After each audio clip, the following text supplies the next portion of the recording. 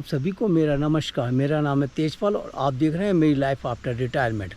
आज मैं आया हूं भवाली से 10 किलोमीटर दूर स्थित 7 ताल की झील के पास। इस सफ़र में मेरा साथ देते हैं मेरी वाइफ ओमवती।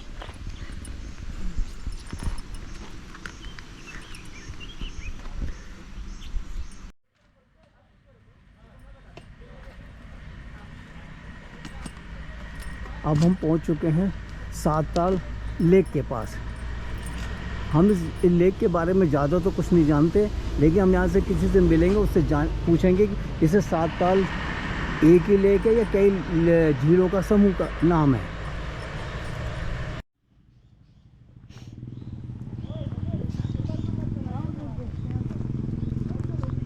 इस झील की सबसे अच्छी और मुझे बढ़िया बात ये लगी, इस झील के चारों तरफ एक तरफ पहाड़ हैं और पहाड़ जो है घने पेड़ों से यानी जंगलों से घिरे हुए हैं। इसलिए इन जंगलों की वजह से इस पहाड़ की झील की खूबसूरती और बढ़ जाती है। यहाँ पे इसके चारों तरफ आबादीकरण नहीं है, ना ही कोई कमर्शियल एक्टिविटी ज़्यादा हो रही है।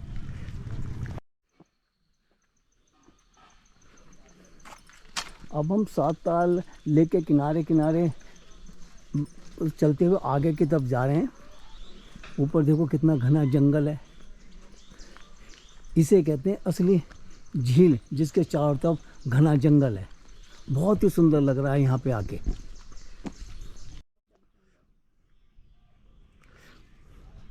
सात ताल लेक घूमने आने वाला हर पर्यटक और यहाँ पे जो एक्टिविटी होते हैं उसका भरपूर आनंद लेता है। जैसे जिसमें सबसे प्रमुख है यहाँ पे ये नाव की सवारी करनी। उसके बाद कुछ एक एक्टिविटी होती है, इसमें रस्सियाँ जो बंधी हो उसके अंदर झील के एक पार से लेकर दूसरे पार तक लोग जाते हैं। एक तरह से उनका रोमांच मिलता है, उस रोमांच का आनंद लेने के ही लोग आते हैं यहाँ पे। और सबसे अच्छी और खूबसूरत बात मुझे ये लगी, ये झील क्योंकि चारों तरफ पहाड़ों और घने जंगलों से घिरी हुई है, इसलिए इसकी खूबसूरती और बढ़ जाती है।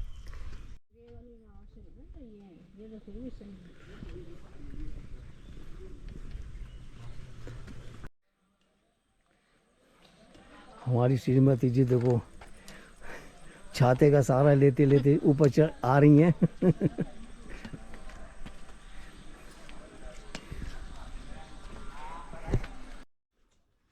अब हम झील के दूसरी तरफ आके हम उसके किनारे किनारे चल रहे हैं।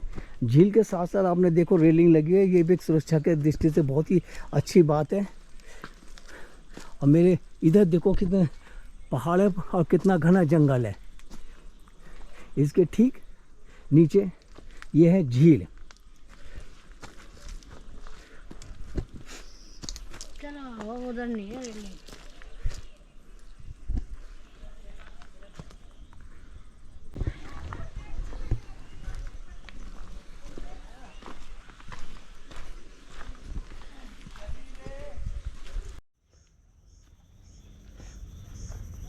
अब हम 7 ताल की लेक की परिक्रमा करते हुए यहाँ तक पहुँच चुके हैं। यहाँ पे मैं कितना घना जंगल है और यहाँ पे लगता है कुछ एक एक्टिविटी होती हैं जिसके लोग यहाँ घूमने आने वाले पर्यटक उसका भरपूर आनंद लेते हैं। इसमें लगता है जहाँ से बीच में से ऐसे चलते हुए जाते हैं वहाँ तक। और कुछ एक्टिविटी ऐसी है जिसके अंदर झील के एक सिरे से लेकर दूसरी तरफ रस्से बंधे हुए थे, जिसके बीच में लोग उस पे से किसी चीज़ का सहारा लेके झील के एक तरफ से दूसरी तरफ जाते हैं। कितना अच्छा है बना हुआ है, इसकी जड़ है ऊपर से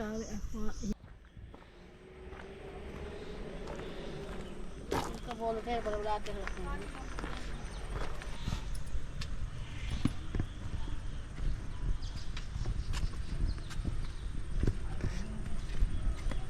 इस 7 ताल लेक के अंदर 4 प्रकार की प्रमुख एक्टिविटी होती है, जिसमें सबसे प्रमुख है नौका की सवारी करना, दूसरा है इस झील में नहाना, तीसरा है पहाड़ों के ऊपर ट्रैकिंग करना और चौथा है रिवर क्रॉसिंग का मतलब होता है कि नहर के जो रस्सियाँ बंधी हैं इसके सारे झील के एक किनारे से लेके झील के दूसरे किनारे तक जाना। कई लोग इस चीज़ का बहुत ही आते हैं और उसका भरपूर आनंद उठाते हैं। यहाँ पे रहने वाले एक बहुत ही बुज़ुर्ग आदमी से मैंने थोड़ी बहुत जानकारी प्राप्त की, तो उन्होंने बताया कि पहले यहाँ पे 4 कुंड हुआ करते थे, छोटे छोटे, जिनके अंदर पानी भरा हुआ होता था।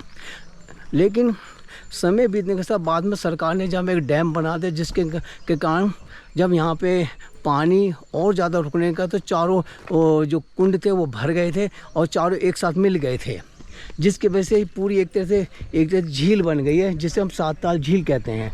इस झील में के जो पहले जो कुंड बने हुए थे, उनमें थे कुंड के नाम थे राम कुंड, लक्ष्मण कुंड, सीता कुंड और हनुमान कुंड।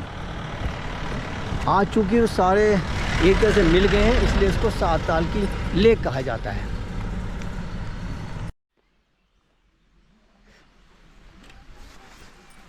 यहाँ से मैंने किसी से पूछा, तो मुझे इस स्थान के बारे में वो कहता है ये हनुमान कुंड है। हो सकता है, लेकिन हमें तो ज़्यादा जानकारी नहीं है। जो हमें जैसा बताता है उसी को मान लेते हैं कि इसका नाम हनुमान कुंड होगा। इसके और थोड़ी दूर पे जाके गरुड़ कुंड है। आज की अपनी 7 ताल लेक की यात्रा को हम यहीं समाप्त करते हैं। मिलते हैं अगली वीडियो में, तब तक के लिए जय गुरुदेव।